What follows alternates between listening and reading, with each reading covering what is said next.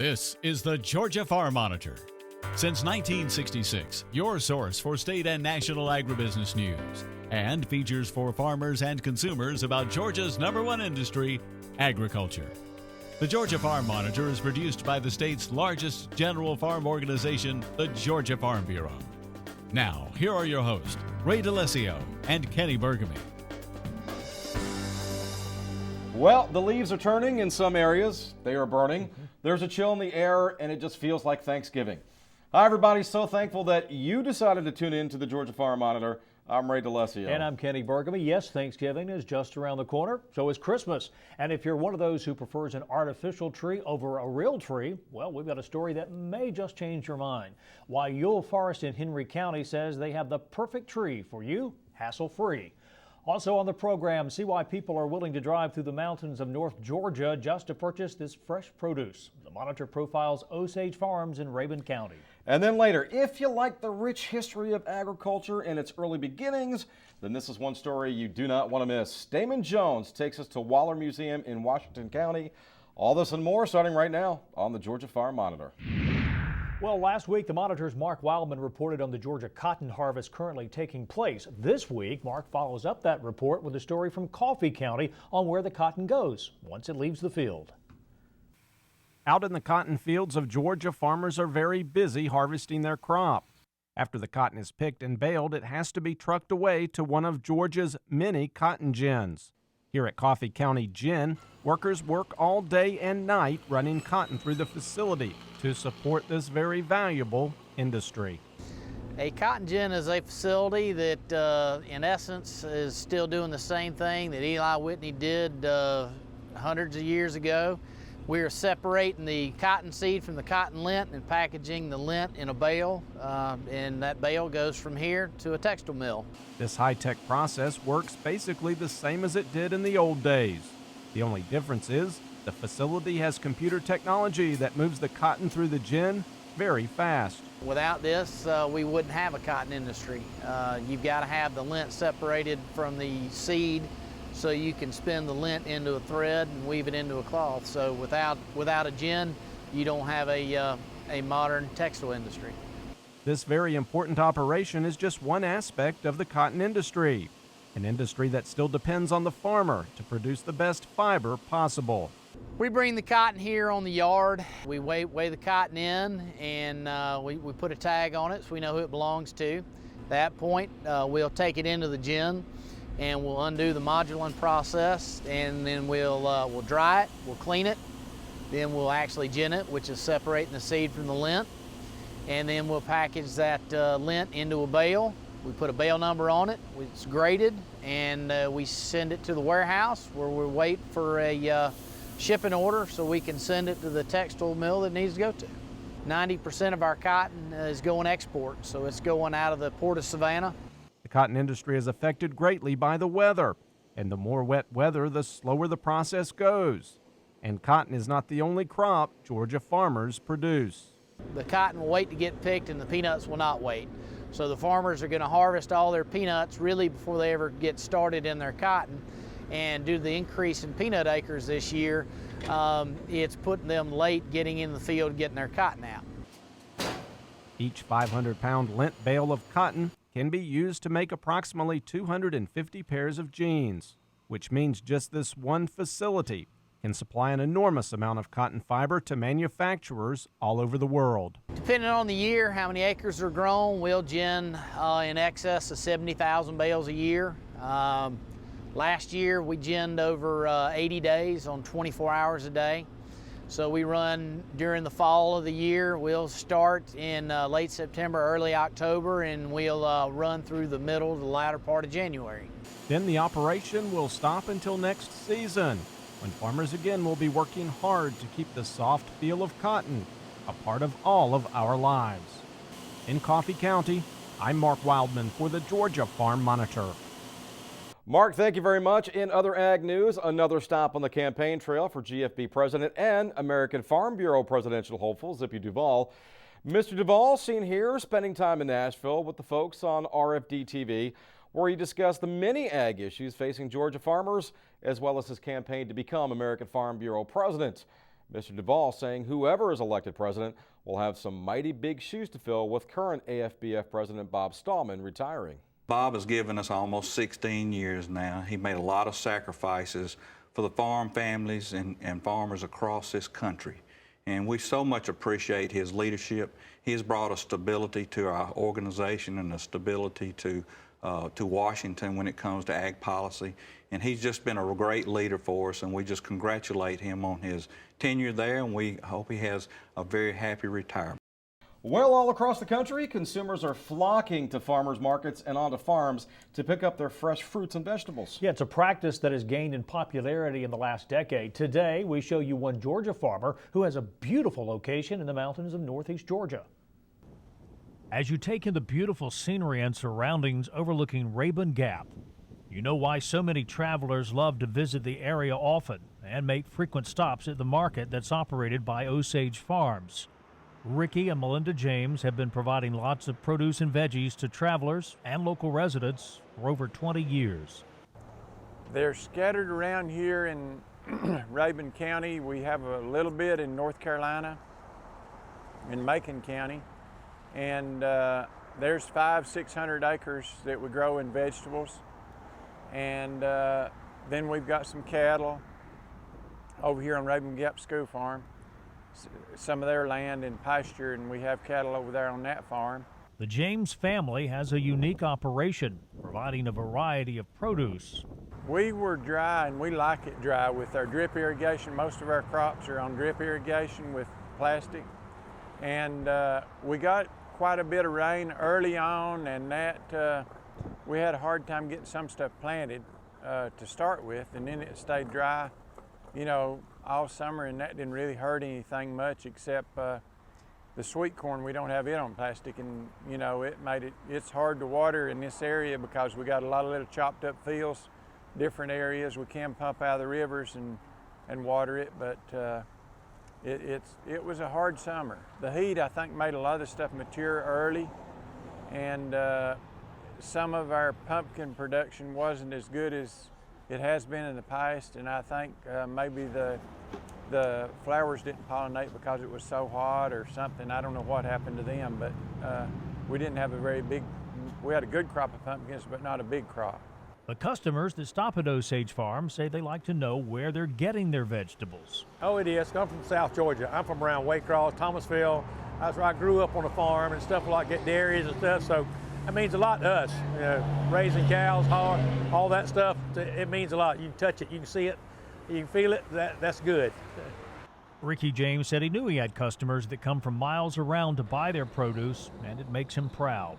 Well, we start out in the spring with strawberries in May, and then our vegetables start around the 1st of July, end of June, with cabbage, sweet corn, tomatoes. We have beans, several different kinds of green beans, and then crowder peas and butter peas for a lot of the South Georgia people. That's what they like, and the mountain people here prefer, you know, the high fronters, greasy backs, that kind of beans. And then we have okra, a lot of different peppers, a lot of hot peppers, and pumpkins, you know, squash, cucumbers. And when fall weather turns colder, the James family is off to another part of their operation. Yeah, they're Fraser fir. We've been doing it about, I guess, 20 years.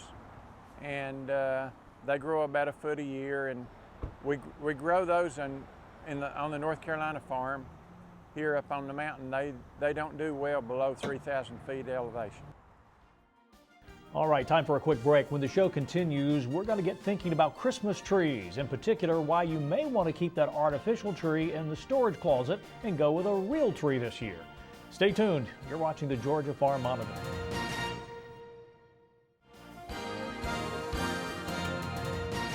It's leaf watching time again, and this year you can find the best fall colors through the U.S. Forest Service webpage. And you can take that information with you on the downloadable app, Yonder. So if you're driving and you're going, wow, I'm not really seeing the colors that I really wanted to see on the forest this year, you can check your Yonder app and someone can say, oh, well, you just need to turn right here and go over that hill and you're going to see some beautiful colors. And while they're enjoying the leaves, Westover says he hopes people will learn how forests contribute natural resources, jobs, and clean water. 20% of the entire nation gets their water just off of national forests, and something like half get their water from some sort of forest watershed. For a map of peak leaf colors around the U.S. and other helpful resources, visit fs.fed.us and use the hashtag ForestFallColors. National Bioenergy Day was a great day to talk about jets using biofuel made from wood. It would be the result of collaboration between USDA's National Institute of Food and Agriculture, Washington State University, and the private sector. Take basically this almost worthless slash from the roadsides of the lumber roads of Weyerhaeuser, transport it to an area where it can be processed and converted into sugars. And those sugars can then be made into jet fuel. Alaska Air is planning a demonstration flight using the new jet fuel for next year. Goldner says increasing bioenergy production would be a boon for rural areas and the environment. There's going to be some very good high-paying jobs. They're going to be created. There's going to be a manufacturing base that's going to be created from a reduction of greenhouse gas and protecting the environment. It'll be terrific. For more information, check out the USDA blog, Fueling Our Future, From Wood to Wing. For the U.S. Department of Agriculture, I'm Bob Ellison. Bob, thank you very much. Might be something for Santa to think about this year. Fuel for his sleigh made out of old Christmas trees, maybe. Speaking of which, it is that time of year again. Time to grab the kids, hop in the car, and head to your local tree farm. Well, here in Georgia, you can find a number of tree farms just by picking up one of these, the Georgia Farm Bureau's Certified Farm Markets member listing. Recently, I visited one such member in Henry County who's been a staple in the Christmas tree industry for well over 3 decades. Ewell Forest Highway 155 in Stockbridge, Georgia. Wouldn't want to run out of fuel. No. that would be cool. On a dreary, rainy day in Henry County, it's not uncommon to find Alan Grant smiling and rejoicing about the rain. After all, for a Christmas tree farmer, lots of rain means lots of growth. Absolutely. The rain is wonderful for us. The trees are really hydrated now. I actually had a field of trees that I had to trim an extra time this year because we've had a lot of rain here late in the fall. I got into the Christmas tree business because, quite frankly, I wanted to do something that was a little bit lighthearted. Selling Christmas trees to families when they come out to the farm and cut their own tree and ride the hay ride and do all the activities out here. It's just a fun time, and we're blessed to be able to make a living with it. Along with the Christmas tree season comes the debate, real tree or artificial tree. As recently as 2013, a survey by the American Christmas Tree Association showed an increase in households buying real trees. Still, the survey showed 80% of Americans who display a Christmas tree prefer an artificial one. And hey, I'll be honest, my family is among that group. For years, we have used an artificial tree, and every year without fail, I complain about it. Head down to the basement, rummage through the storage closet, grab the tree, take it upstairs, put the thing up, holidays are over, disassemble it, take it back downstairs, and shove it in the storage closet until next year. Why do we do it, people? Why? Most people buy an artificial tree for convenience. One of the things that we do here at Ewell Forest is we make it really easy. You can come to the farm and you actually only have to pick out your tree. If you don't want to cut it, I have attendants that will cut the tree for you. And we have very inexpensive tree stands that we can put a stand on your tree in about 30 seconds and it's perfectly straight and it holds 2 gallons of water, and you can use the stand over and over each year and we will do all the work. And that's what people don't like about real trees, is that they seem to be a hassle. But we take all of that out. And while you're out here with your family, you can have a cup of hot cider and listen to the Christmas music, and it's actually an outing for your family, and it's free. And it's a holiday tradition is what it is. But according to Grant, before you even think about buying a real tree, it's important to know your limitations. He says the biggest misconception people have about a Christmas tree, the bigger, the better. Big trees are gorgeous, except when you get a 10 or 12 foot tree, you may only have an 8-foot ceiling. So the most popular tree is still a 7 to 8 foot tree because everybody has usually an 8-foot ceiling. So that's the first thing. And the next thing is to just look at the overall beauty of the tree, its color, its shape, how full it is. And there's several varieties of trees, and it's really just personal taste, whether you want a Virginia pine, a Leland cypress, or a Buckeye cedar, or a Carolina sapphire, or one of those varieties. They all have a little bit different characteristics, a little bit different aroma, and so it really is just personal taste. And we try and provide several different varieties and a big selection in the field. There are thousands to look at in the field. Just a reminder, if you missed any part of the story or others on today's program, you can still see them in their entirety at our YouTube channel. That's the Georgia Farm Monitor. Once there, you can browse the archive of stories dating as far back as 2009. And once you're done watching all those informative stories, keep clicking and like the Georgia Farm Monitor Facebook page that we've set up for you. If you have a story idea or if you just want to leave us a comment or suggestion, feel free to send us a message either on Facebook or the address listed below. That is news@farm-monitor.com. Oh, recently the ag industry scored a major victory when Congress passed an extension for the Positive Train Control implementation deadline.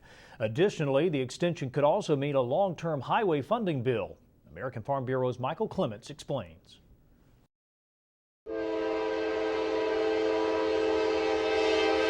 The extension brings relief from feared rail shutdowns that would have slowed shipments of farm inputs such as fertilizer and delayed grain shipments.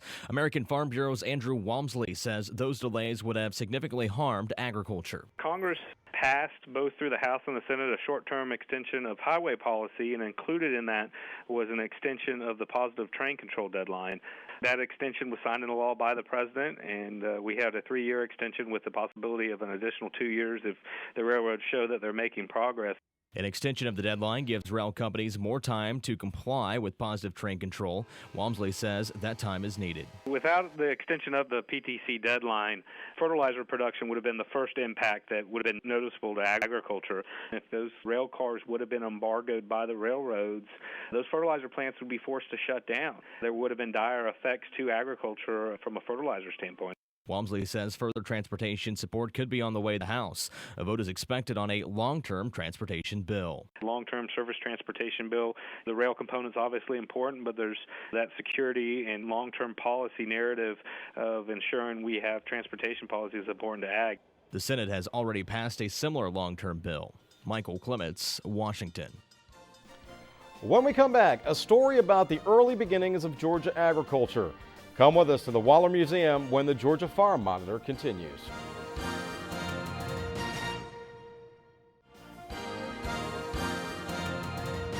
A table full of delicious foods just waiting for us to dig in. Few things make a holiday brighter than a great meal, but you don't want Thanksgiving to make you sick. Food safety starts before the holiday. Turkeys need to be properly thawed in cold water for several days in the refrigerator. How long depends on the weight. And store it in your refrigerator. Don't store it where it's going to drip on your fresh fruits and vegetables, but down low in your refrigerator so it can just thaw for 3 to 4 days, 5 days possibly. Dr. Janie Burney is a nutrition specialist with UT Extension on the agriculture campus in Knoxville. Burney says turkey, like any meat, needs to be cooked thoroughly. Ideally, you like it to reach a temperature of 165 degrees, and you can test that with a kitchen thermometer, measuring the thickest part of the thigh. Then it's okay for turkey to set out about 20 minutes to help finish the cooking and distribute the juices. Then, after that initial first wave of eating, many people leave the leftovers out for a while, and everyone can pick and nibble when they're hungry. However, after just a short while, this becomes your greatest potential source for food sickness.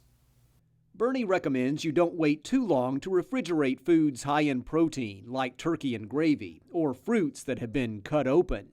And it really needs to go in the refrigerator within 2 hours because that gives bacteria time enough to begin growing if you don't refrigerate or freeze it within the 2 hours. Leftovers are fine for 3 or 4 days in the refrigerator, but put those in shallow containers, 2 inches or less in height. So using a shallow container, slicing your meat off the bone, making sure, like if instead of putting the whole breast, say you have the breast left, slice it up so that it'll cool much faster. Thanksgiving is the holiday best known for good eating, and with a few wise choices, you can dine safely the day of and for a while later. When it comes to food safety and Thanksgiving, it's all about the timing. This is Chuck Denny reporting. Well, finally today, take a step into the past at the Waller Museum in Washington County, as farming equipment and everyday household items from the past 60 years are on display. Damon Jones paid a visit and explains how it gives visitors a true appreciation for just how far technology has come on the farm. It's like stepping out of a time machine as you're surrounded by wood-burning ovens, hand-cranked washing machines, and farming equipment pulled by mules. Here at the Waller Museum in Washington County, visitors truly get an up-close look into the past.